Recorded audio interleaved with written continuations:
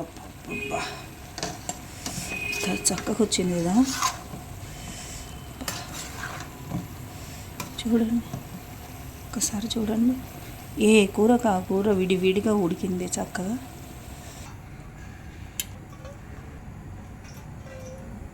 5 spoons oil వేసుకోవాలి.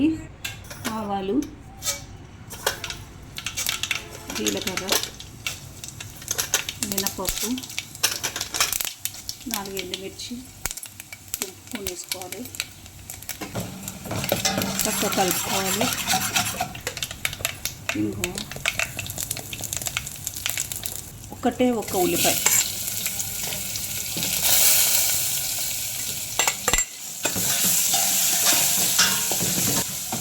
కొంచెం 1 నిమిషం ఉంచుదాం దీన్ని, ఉల్లిపాయని. ఇది ధనియాలు, జీలకర్ర పౌడరు చక్కగా వేగుతుంది. పచ్చివే అవి, రోస్టెడ్ కాదు. లైట్గా ఉప్పేస్తాను ఉల్లిపాయలు వేగటానికి. నేను ఒక్కసారి 2 కిలోలు అట్లా తక్కువ వచ్చినప్పుడు పచ్చిమిర్చిని తెచ్చుకొని మిక్సీలో వేసుకొని పచ్చిమిర్చి ఉప్పు వేసి సీసాలో పెట్టేసుకొని ఫ్రిడ్జ్లో పెట్టేసుకుంటా. మంచి 1 స్పూన్ నిండా పచ్చిమిర్చి పేస్ట్. చక్కగా వేగుతుంది పచ్చిమిర్చి పేస్ట్ కూడా. ఇప్పుడు మనం దీంట్లో సన్నగా చాప్ చేసుకున్న క్యాబేజ్ వేసుకోవాలి. కడిగి పెట్టేసుకున్న సన్నగా చాప్ చేసిన క్యాబేజ్ ఇట్లా మనం జల్లెళ్ళలో వేసేసుకుంటే ఒక్క చుక్క కూడా నీరు ఉండదు. చక్కగా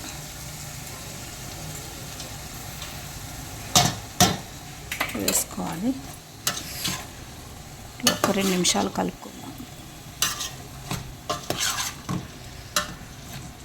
అసలు ఈ కర్రీ అండి చాలా బాగుంటుంది. చపాతీలో కానీ, పూరీలో కానీ, రైస్లో కానీ దేంట్లోకి బాగుండదు అసలు. ఆల్రౌండర్ కర్రీ ఇది. దీని మీద నీళ్ళ మూత పెడుతున్నాను. ఒక 5 నిమిషాలు ఇలా దీన్ని మగ్గనిద్దాం. మూత తీస్తున్నానండి.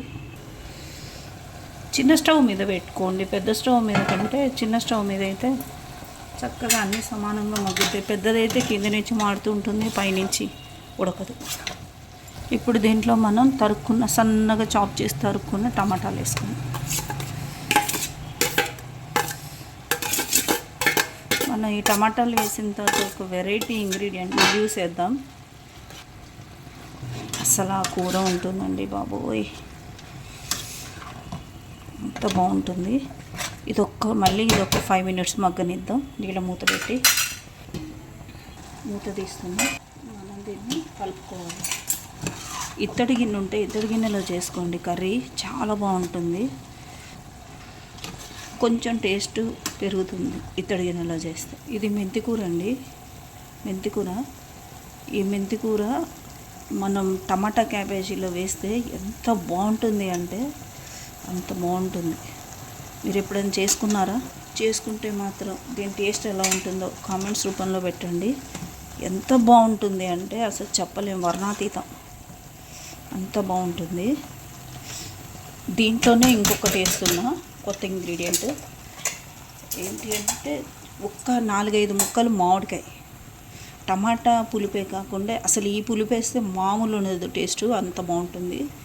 ఇట్లా 4-5 మామిడికాయ ముక్కలు దీన్ని కలిపేస్తున్నా. కలిపేసి ఇప్పుడు ఏంటంటే మూత బోర్లిచ్చి పెట్టుకోవాలి మనం. ఇట్లా ఎంతసేపు పట్టదండి, సన్నగా చాప్ చేసుకుంటే ఎంతసేపు పట్టదు. ఒక్క 15 మినిట్స్లో కూర అయిపోతుంది. టేస్టీ కూర వస్తుంది. మూత తీస్తున్నాం. ఇప్పుడు దీంట్లోకి మనం రాళ్ళ ఉప్పు వేస్తున్నాను నేను. అయినా కరుగుతుంది, మీరేం టెన్షన్ పడకండి, కరుగుతుంది. కొంచెం 3 స్పూన్ వేస్తే చాలు. ఆల్రెడీ పచ్చిమిర్చి పేస్ట్లో ఉంది. మీకు ఒకవేళ పచ్చిమిర్చి పేస్టు కారం వేసుకోను అంటే కనుక తెల్లగా ఎల్లోగా కూర ఉండాలి అంటే ఇంకొక స్పూన్ పచ్చిమిర్చి పేస్ట్ వేసుకోండి మీరు. లేదు కొంచెం రెడ్ కారం కూడా కావాలి అనుకుంటే మాత్రం అప్పుడు రెడ్ కారం వేసుకుంటే పేస్ట్ తక్కువ వేసుకోండి. చూడండి ఎంత బాగుందో, గ్రీన్గా, వైట్గా, రెడ్గా. కొంచెం పసుపు వేస్తాను. మళ్ళీ మూత పెట్టేసుకుందాం. మూత తీస్తున్నాం. మంచి పసుపు వేసుకున్నాం కదా.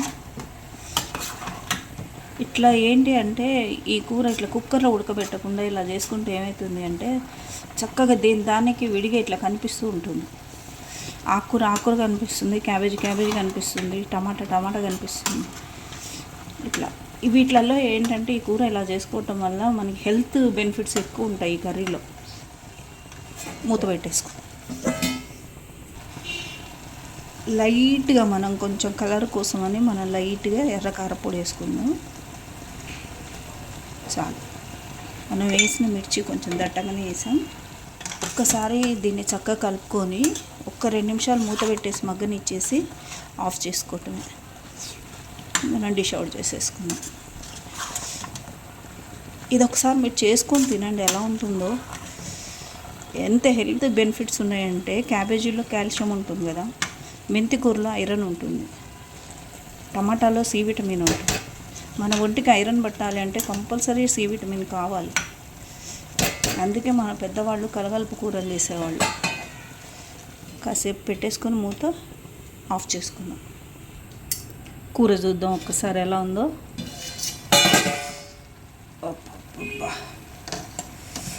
చక్కగా వచ్చింది కదా, చూడండి ఒక్కసారి చూడండి. ఏ కూరకు ఆ కూర విడివిడిగా ఉడికింది చక్కగా. కుక్కర్లో వేస్తే ఏమవుతుంది అంటే అన్నీ ముద్దగా అయిపోతాయి. కళ్ళకి విందుగా ఉండాలి కదా ఇది. ఇప్పుడు దీన్ని ఏం చేయాలంటే మనం కొంచెం మూత పెట్టేసుకొని స్టవ్ ఆఫ్ చేసేసి తర్వాత డిష్ అవుట్ చేసేసుకుందాం. 2 నిమిషాలు దీంట్లోనే ఉంచేసి స్టవ్ ఆఫ్ చేసిన తర్వాత మనం డిష్ అవుట్ చేసుకుందాం. కూర అంతా చక్కగా ఉప్పు, కారాలు, అన్ని మసాలాలు, ధనియాలు, జీలకర్ర, మిరియాలు ఇట్లా అన్ని మసాలాలు పట్టుకుంటుంది. మంచి పోపు గింజలు. మూత పెట్టేస్తున్నాం. 1 నిమిషం ఉంచేసి స్టవ్ ఆఫ్ చేసేస్తున్నాం. 5 మినిట్స్ ఆగి డిష్ అవుట్ చేసుకో. కర్రీ చూడండి డిష్ అవుట్ చేశాను ఎలా ఉందో. దీని మీద ఇప్పుడు లైట్గా మనం కొత్తిమీర చల్లుకుందాం. నేను కొత్తిమీర అసలు కర్రీలో బంచులు వేస్తాను. పైన గార్నిష్ కోసం కొంచెమే చల్లుతా, కానీ యాక్చువల్గా లోపల చాలా కొంచెం ఎక్కువ వేస్తాను. ఉడికిన కొత్తిమీర హెల్త్కి మంచిది కదా. ఇదండి మన క్యాబేజీ మెంతికూర టమాటా కర్రీ.